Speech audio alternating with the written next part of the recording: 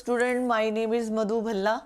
Today my topic is element, compound and mixture. First of all, I will thank you to all student जो मेरे videos देख रहे हैं, मेरे साथ अपने एक्सपीरियंस शेयर कर रहे हैं, ठीक है, और अपने डिमांड्स लिख रहे हैं कि ये चैप्टर चाहिए। तो इतना प्यार देने के लिए बहुत बहुत थैंक यू। आज का जो टॉपिक है मैं डिस्कस कर रही हूँ एलिमेंट, कंपाउंड, मिक्सचर। तो मैं सबसे पहले आपको ये बोलूँगी कि जब आप ये लेक्चर देखो तो अपने नोट्स बनाओ।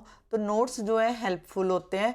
जब आपके पास एक मटेरियल आ जाता है तो तैयारी करने का मेथड पता चल जाता है कि कैसे करते हैं, ठीक है। सबसे पहले जो मैं स्टार्ट कर रही हूँ ये वाला वीडियो, इसमें मैं इसको 2 पार्ट्स में डिवाइड करूँगी, first part and second part. सबसे पहले मैं स्टार्ट करती हूँ मैटर। मैटर होता क्या है? जो हमारे आसपास जितनी भी चीज़ें हैं, जो भी चीज़ आप आसपास नियर बाय अपने रूम में देख रहे हो, ठीक है, रूम में देखते हो, स्कूल में देखते हो, तो ये सारी जो चीज़ें हैं वो किससे बनी होती हैं? मैटर। उनको मैटर बोला जाता है। मैटर का मतलब होता है कि ऑक्यूपाई स्पेस एंड हैव मास। मतलब वो जगह घेरती हैं और उनका एक भार होता है, ठीक है, मास होता है, ठीक है। जैसे मान लो ये ब्लैक बोर्ड दीवार पे लगा है, तो जैसे मान लो ये पूरी दीवार है, ठीक है, तो इसने इतना स्पेस जो है ऑक्यूपाई कर रखा है, ठीक है। यहाँ पे अगर आप एक छोटी सी सीनरी लगा देते हो तो इस दीवार के ऊपर सिर्फ ये स्पेस बच रहा है। तो कहने का मतलब है कि मैटर वो चीज़ है जो ऑक्यूपाई करती है स्पेस एंड हैव मास। जैसे आपने एक और एग्जांपल देती हूँ, जैसे आपने अपने रूम में यहाँ पे मान लो आपका बेड पड़ा है, ठीक है, यहाँ पे चेयर्स पड़ी हैं, तो इन सब चीज़ों ने आपके रूम को ऑक्यूपाई कर रखा है। That is called matter. Is this clear? अब देखो, इसके बाद जो है एक और चीज़ डिस्कस करेंगे कि मैटर जो है होता क्या है, कैसे डिवाइड होता है। जैसे मैटर को हम अगर डिवाइड करते हैं, तो मैं ये टेबल बना रही हूँ, आप अपनी कॉपी पे बनाओ। मैटर को हमने डिवाइड किया 2 हिस्सों में। फर्स्ट वन है प्योर सब्सटेंस,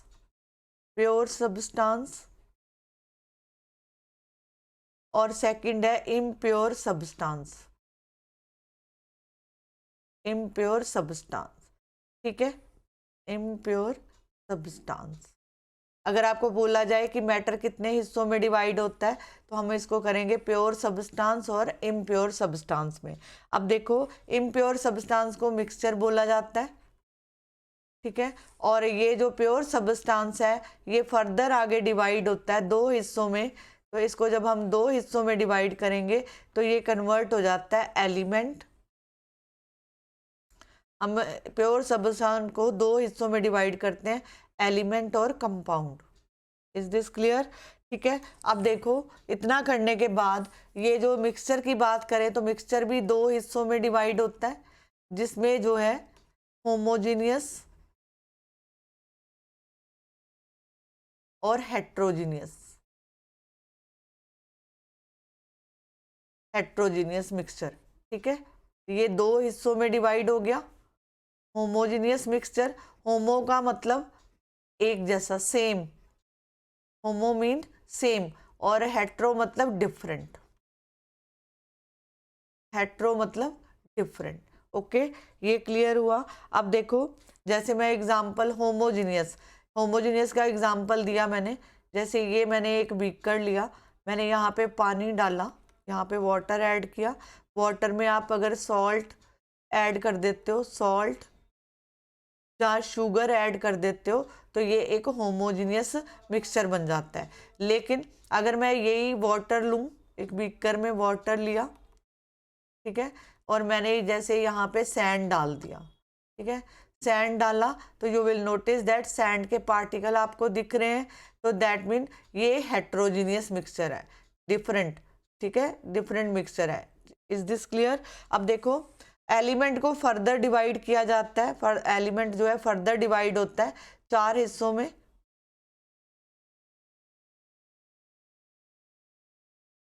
ये टेबल बना लो, 1 बाय 1 इसको मैं डिस्कस करूंगी। सबसे पहले है कि मेटल क्या होती हैं, नॉन मेटल क्या होता है। आपको इसका पता होना चाहिए कि what is a non metal. Metal कौन से होते हैं? मेटलॉइड, इसको आगे मैं वन बाय वन डिस्कस करूंगी। मेटलॉइड हो गया और नोबल गैसेस हो गया, noble gases. Is this clear? This जो है टेबल इज वेरी इंपॉर्टेंट, ठीक है। ये सारा आपकी बुक का यही पैटर्न है जो हम धीरे धीरे आगे जो है इसको डिस्कस करेंगे। Is this clear? सबसे पहले मैं यहाँ से स्टार्ट कर रही हूँ कि what is a pure substance. Okay, तो यहाँ पे लिखो आप प्योर सब्सटेंस कौन से होते हैं। यहाँ पे लिखेंगे प्योर सब्सटेंस और इनकी प्रॉपर्टीज के बारे में पढ़ेंगे। प्योर सब्सटेंस होता है कि made up of, which is made up of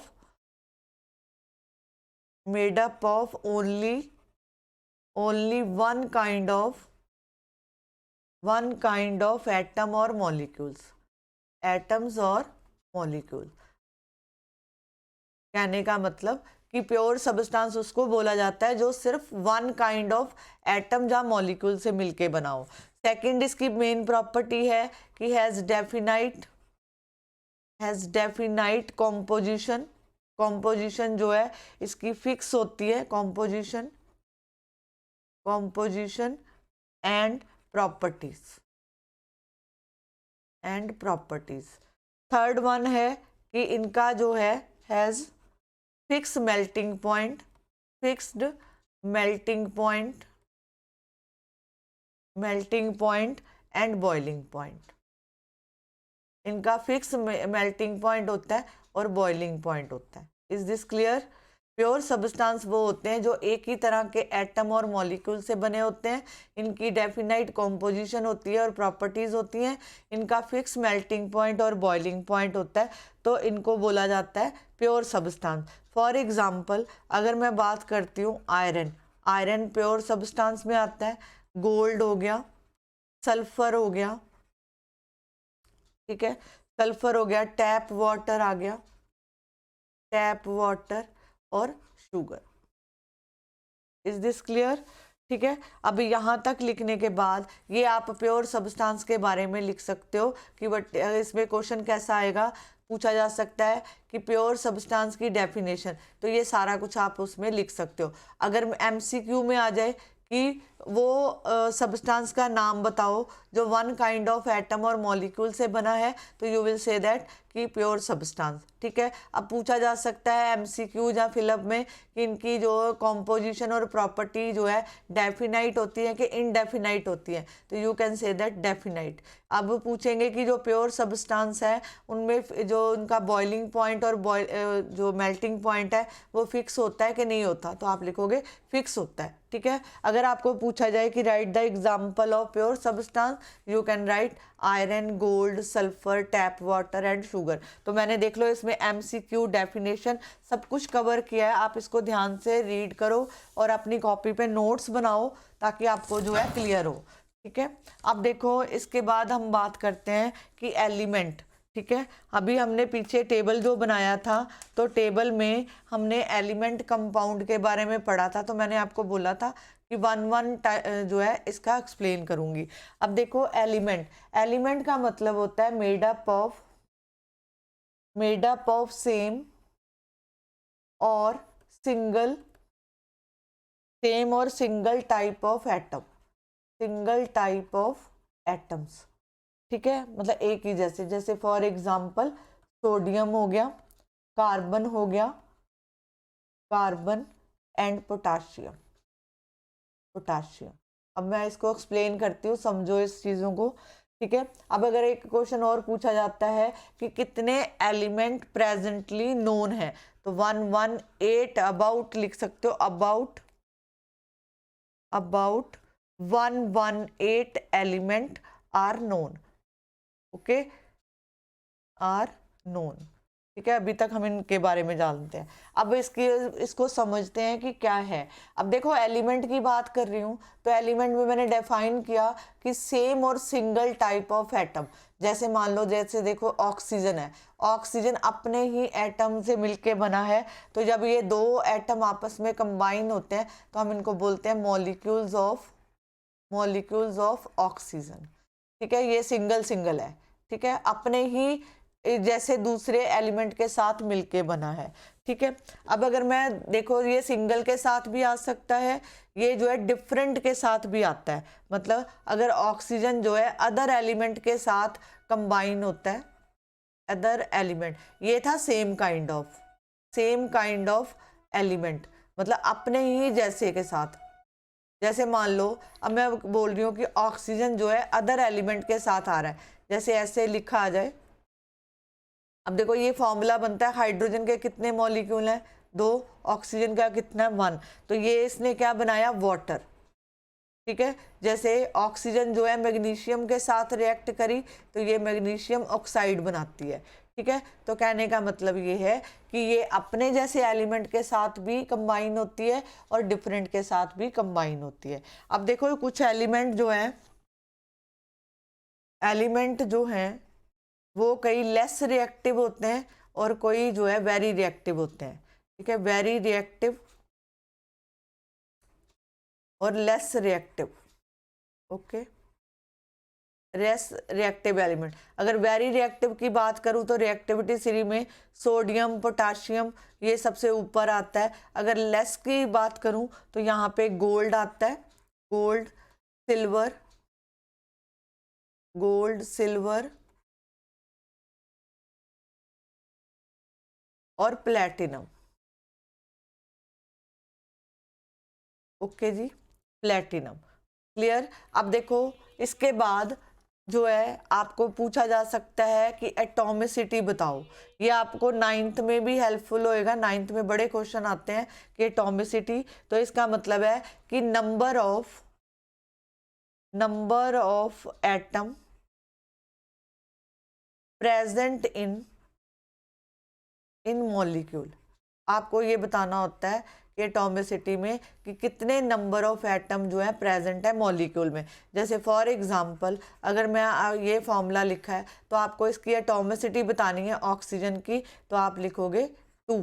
ठीक है, अगर मेरे को ये P4 लिखा है तो इसकी एटॉमिसिटी बतानी है, तो इसकी है 4। अगर वाटर लिखा है, अब ध्यान देना कि वाटर लिखा हो तो इसकी एटॉमिसिटी कैसे लिखी जाती है। अब देखो खुद देखो, ऑक्सीजन, हाइड्रोजन और ऑक्सीजन है, हाइड्रोजन कितने हैं यहाँ पे 2 और यहाँ पे ऑक्सीजन कितनी है 1, तो यहाँ पे 1, इनको कंबाइन कर दो तो वाटर की जो एटॉमिसिटी है वो कितनी है 3। इसी तरह आप कई क्वेश्चन जो है सॉल्व कर सकते हो। अगर आपको डिफरेंट, जैसे मैं बोलूँ मैग्नीशियम ऑक्साइड, अब अगर इसकी एटॉमिसिटी पूछा है, ठीक है, तो आप यहाँ पे 1 है, यहाँ पे 1, तो ये 2 आ जाएगा। ठीक है, वो डिपेंड करेगा कि कौन सा रिएक्शन आपको कैसे दिया है। जैसे क्लोरीन है तो इसकी एटॉमिसिटी कितनी है 2। ठीक है, तो यहाँ पे 2 दे रखा है। Is this clear? कोई डाउट हो तो आप पूछ सकते हो, कमेंट बॉक्स में लिख देना, मैं बता दूंगी। ठीक है, अब देखो एलिमेंट को हमने पीछे पढ़ा था कि एलिमेंट को हमने 4 पार्ट्स में डिवाइड कर दिया। फर्स्ट था एलिमेंट को फर्दर डिवाइड करते हैं मेटल के अंदर, नॉन मेटल के अंदर, ये पढ़ा था हमने। आप टेबल देख सकते हो जहाँ मैंने स्टार्ट किया था, और इनको बोलते हैं मेटलॉइड्स, और एक है नोबल गैसेस। अब इसमें क्वेश्चन आपको कैसा आएगा, आपको पूछा जा सकता है कि एलिमेंट को कितने हिस्सों में डिवाइड करते हैं, मेटल, नॉन मेटल, मेटलॉइड और नोबल गैसेस। अगर आपको पूछा जाए कि मेटल क्या होती हैं, तो मेटल का मतलब है जो अपने इलेक्ट्रॉन को लूज करती हैं, नॉन मेटल ऑलवेज गेन करेंगी, और मेटलॉइड जो है शेयर करेंगी, और नोबल गैसेस जो हैं ये इनका ऑक्टेट जो है ये स्टेबल गैसेस में आता है। ठीक है, इनका जो नोबल गैसेस को इनर्ट गैसेस भी बोलते हैं। ठीक है, ये समझ लो ऐसे हैं जैसे टाटा, बिरला, अंबानी हैं, तो इनका किसी से कोई लेना देना नहीं है क्योंकि ये ऑलरेडी स्टेबल होते हैं। इनका ऑक्टेट जो है कंप्लीट होता है, जिसमें हीलियम आता है, ऑर्गन आता है, नियॉन आता है, ये सारी जो है इसी में आती हैं नोबल गैसेस। तो लेकिन यहाँ पे हम जो है, क्योंकि ये स्टेबल होने के लिए उसको ऑक्टेट कंप्लीट करना पड़ता है, जहाँ डुप्लेट से कंप्लीट होता है, जहाँ ऑक्टेट से। ठीक है। तो कहने का मतलब ये है कि ये स्टेबल होते हैं, इनको किसी से कोई लेना देना नहीं, लेकिन इनको थोड़ा सरवाइव करने के लिए, जैसे मेटल है, मेटल हमेशा अपने इलेक्ट्रॉन लूज करेगी स्टेबल होने के लिए, नॉन मेटल हमेशा गेन करेगा, और मेटलॉइड हमेशा शेयर करेगा। अगर मैं बात करूं तो जो लूज करेगा तो उसके ऊपर कौन सा साइन आता है, पॉजिटिव साइन आता है। नॉन मेटल गेन करती हैं तो ऑलवेज कैरी नेगेटिव साइन, और मेटलॉइड जो है वो शेयर करती हैं। अब आपको डेफिनेशन पूछा जा सकता है कि व्हाट इज मेटलॉइड, तो मेटलॉइड का डेफिनेशन आप लिख सकते हो कि जिसमें मेटल और नॉन मेटल दोनों की प्रॉपर्टीज आए, दैट इज कॉल्ड मेटलॉइड। तो इसको लिख सकते हो, have the properties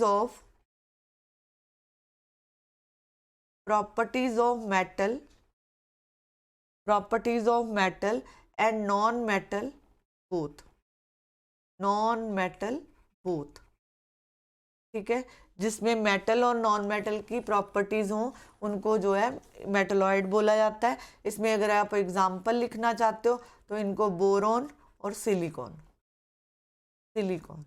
is this clear? अब देखो, जो नोबल गैसेस होती हैं ये नॉन रिएक्टिव होती हैं, इनको कोई लेना देना नहीं, जिसमें मैंने आपको अभी एग्जांपल लिखवाया था, helium,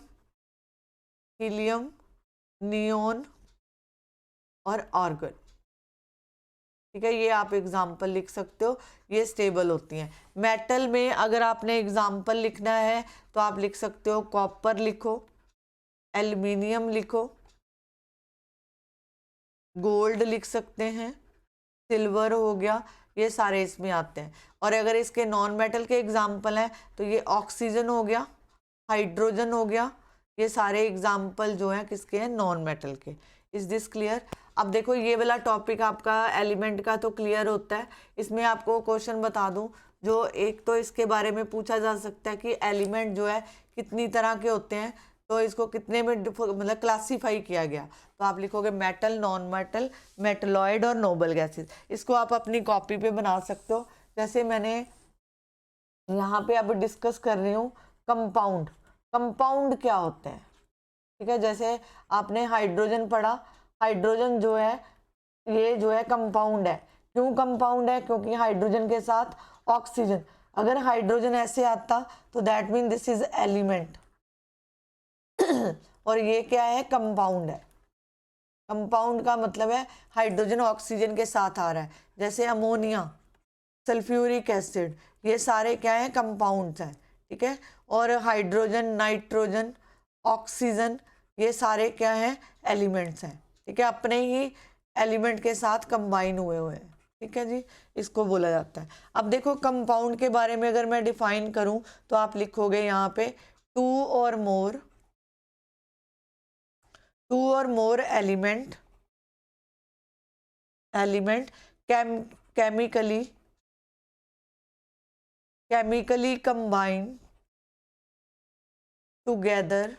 chemically combined together in a fixed proportion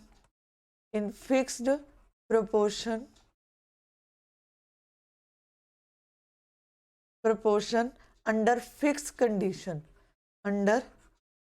fixed condition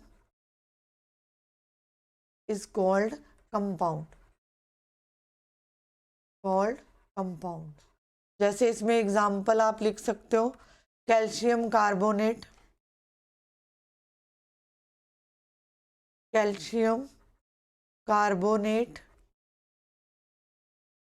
sugar, common salt, ठीक है, ये आ गया। अब जैसे मैं फॉर्मूला लिख रही हूँ, फॉर्मूला ऑफ वाटर, H2O होता है, ठीक है, this is formula of water. अब देखो, हाइड्रोजन एंड ऑक्सीजन, ये जो इसमें कंबाइन हुए हैं, ये एक फिक्स प्रपोर्शन में कंबाइन होते हैं, 1:8, इनका फिक्स प्रपोर्शन रहता है, 1:8 में हाइड्रोजन और ऑक्सीजन जो है आपस में कंबाइन करेगा, ठीक है। अब देखो, अगर मेरे को वाटर में से, जैसे मैंने ये वाटर लिया, इसमें इसको मेरे को हाइड्रोजन और ऑक्सीजन को सेपरेट करना है इसको मेरे को सेपरेट करना है, इसके कॉन्स्टिट्यूएंट कौन से हैं इसमें, कॉन्स्टिट्यूएंट्स इसके कौन से हैं, हाइड्रोजन और ऑक्सीजन एंड ऑक्सीजन, ये इसके कॉन्स्टिट्यूएंट्स हैं और ये एक कंपाउंड है। अब कंपाउंड में से जब इनके कॉन्स्टिट्यूएंट में को अलग करने हैं तो वो कैसे करेंगे, तो उसके लिए जो है केमिकल मेथड होता है, केमिकल मेथड।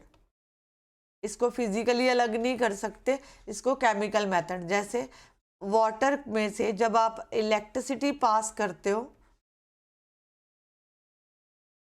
ठीक है, तो ये वाटर को जो एटम्स है उनको ब्रेक कर देता है, तो हाइड्रोजन और ऑक्सीजन मिलता है। अब देखो ये है वाटर, ठीक है, और ये हैं गैसेस, हाइड्रोजन भी गैस है, ऑक्सीजन भी गैस है। तो खुद देखो कि ये जो है कंपाउंड है और ये उसके कॉन्स्टिट्यूएंट्स हैं। दिस इज कॉल्ड कंपाउंड और दिस इज कॉल्ड कॉन्स्टिट्यूएंट, ठीक है। इन दोनों की, ये दोनों आपस में डिफरेंट होते हैं, मतलब ये दोनों डिफरेंट प्रॉपर्टी, कंपाउंड की प्रॉपर्टी डिफरेंट है और कॉन्स्टिट्यूएंट की प्रॉपर्टी जो है अलग अलग है। जैसे एक और एग्जांपल देखो, अगर मैं बात करूं कार्बन की, कार्बन जो है कंबस्टेबल है, कंबस्टेबल सब्सटेंस है,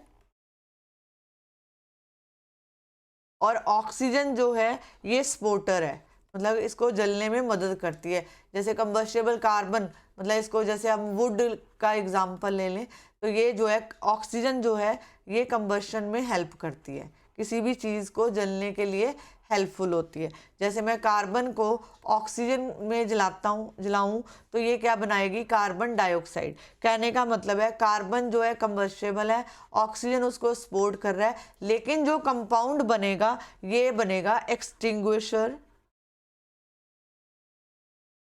फायर, मतलब आग को बुझाने में मदद करता है। मतलब कार्बन डाइऑक्साइड जो है ये जो है कंबस्शन में स्पोर्टर नहीं है, does not support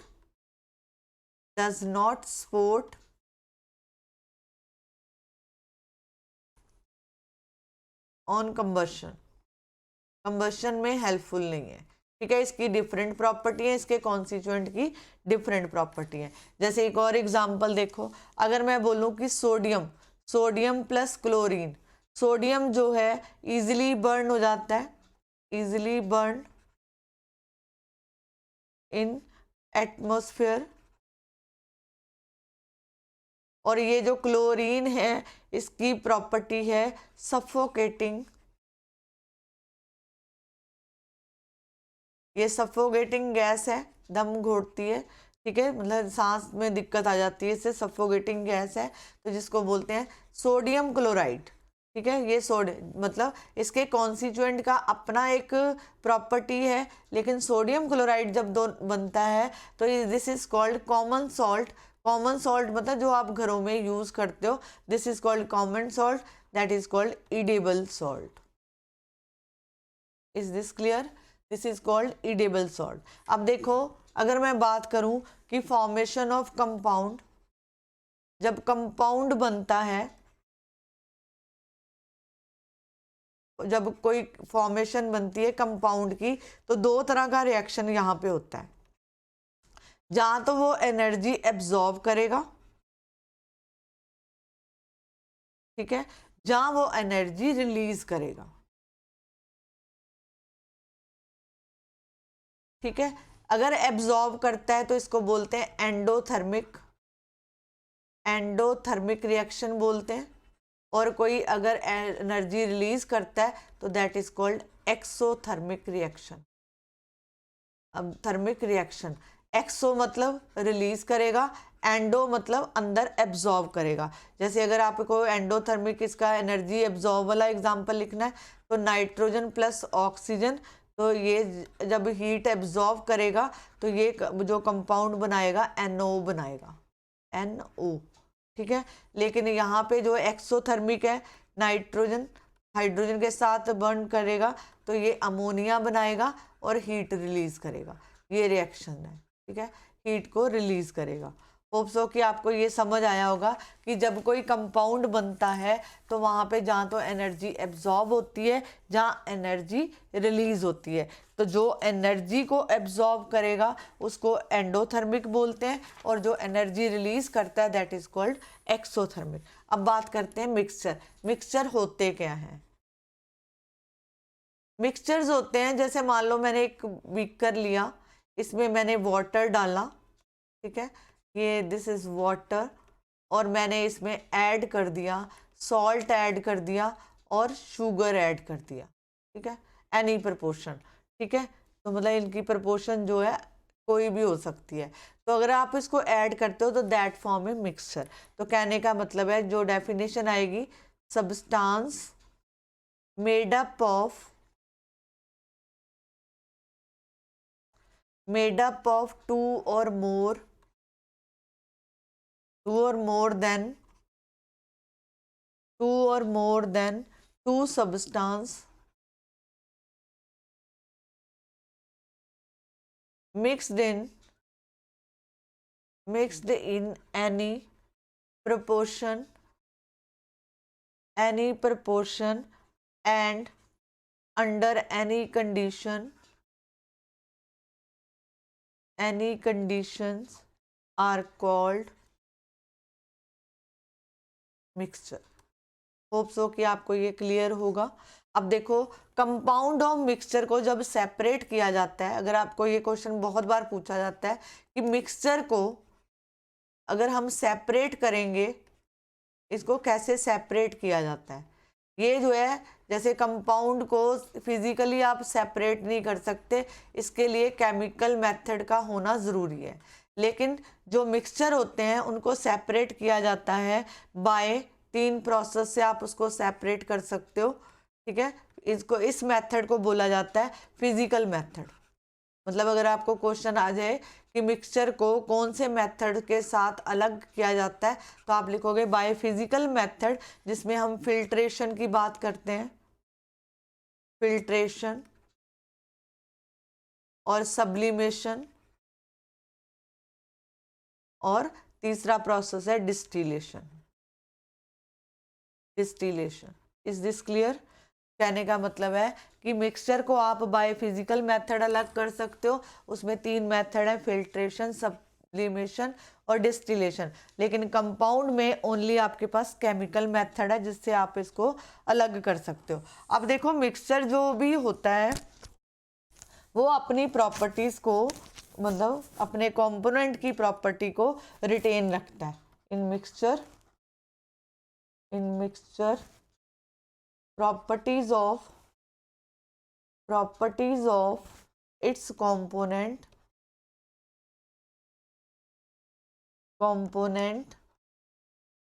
are retained। अब बताती हूँ इसका मतलब क्या है। मतलब जो भी कंपोनेंट है वो उनकी प्रॉपर्टी को रिटेन करता है। अब खुद आपको पता है कि जैसे आयरन है, आयरन के अंदर मैग्नेटिक प्रॉपर्टीज होती हैं। मैग्नेट पास लेके जाओगे तो वो आयरन को खींच लेगा। मैग्नेटिक इन नेचर, इसका नेचर जो है मैग्नेटिक है, ठीक है,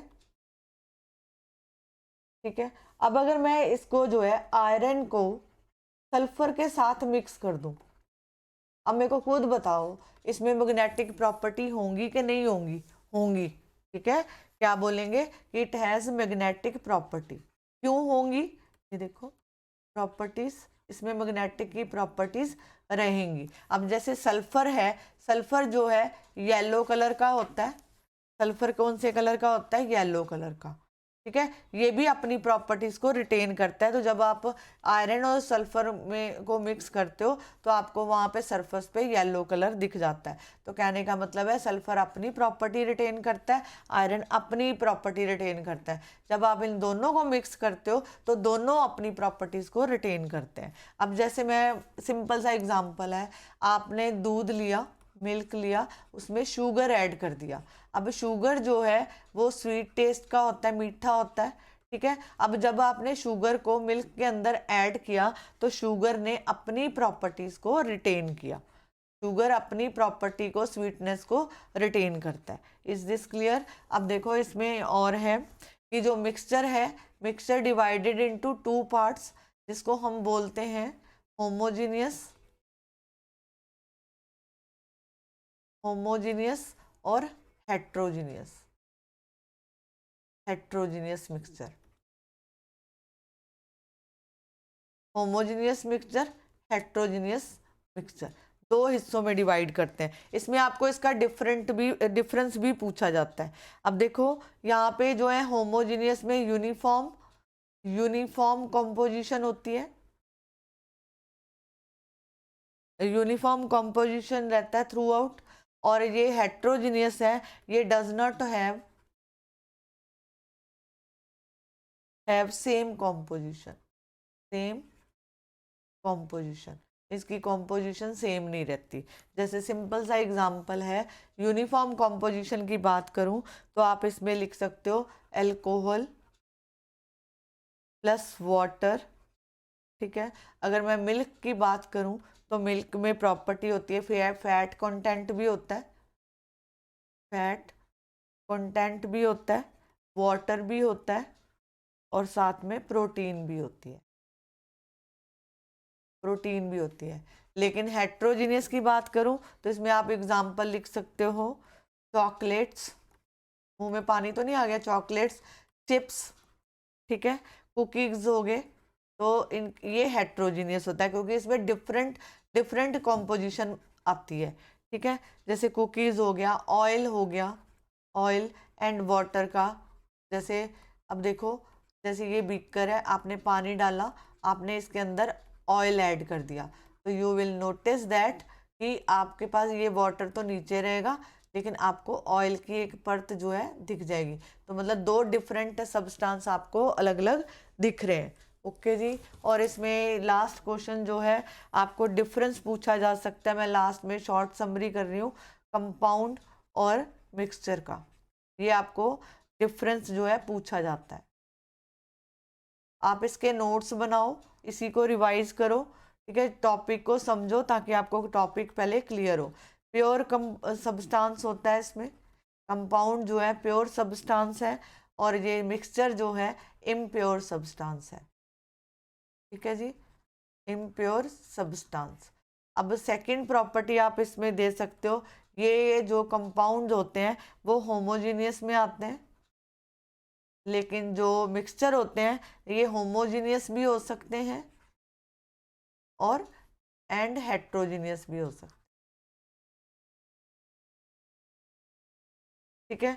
थर्ड प्रॉपर्टी लिख सकते हो कि इनको जो है can not be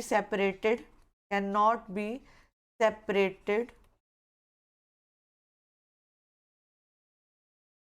into its constituent by physical method, इसको फिजिकल मेथड से अलग नहीं कर सकते, और इसमें जो है आप मिक्सचर को आप फिजिकल मेथड से अलग कर सकते हो। Can be separated by physical method. आपको मैं ये बोलूँगी लास्ट, अगर इसका एक और लिखना हो तो आप इसकी डेफिनेशन लिख देना जो मैंने स्टार्टिंग में लिखवाई है, बाकी ये इसके डिफरेंस लिख देना, ठीक है। आप इसी को रिवाइज करो, इसी के नोट्स बनाओ, ठीक है। और अगर आपको कुछ नहीं समझ आता तो वीडियो को दोबारा से जो है देखो ताकि आपको टॉपिक क्लियर हो, ठीक है। रिवाइज करो इसको। अगर आपने कुछ नया सीखा है तो मेरे चैनल को सब्सक्राइब करो, वीडियो को शेयर करो, ठीक है। और अगर कोई आप में से मैथ का कोई वीडियो देखना चाहता है 8th का, तो आप टॉपिक लिख के डिस्कस कर सकते हो कि हमें ये वाला टॉपिक जो है चाहिए, तो ऑन डिमांड आपको वो चैप्टर जो है डिस्कस कर देंगे, ठीक है जी। Thank you very much.